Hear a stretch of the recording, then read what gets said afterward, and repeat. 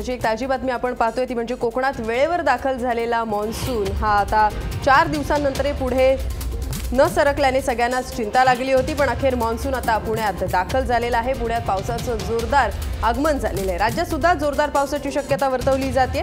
हा मॉन्सूनचा पाऊस असल्याचा हवामान खात्याने स्पष्ट केले, त्यामुळे राज्यभरात आता लवकरच जोरदार पावसाला सुरुवात होईल असा अंदाज हवामान खात्याने वर्तवलाय।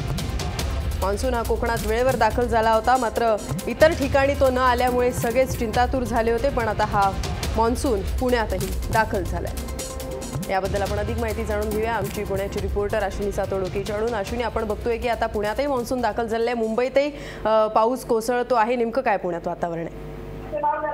रचना 15 मिनिटांपूर्वी साधारण जोरदार पावसाची सुरुवात जी आहे ती झाली।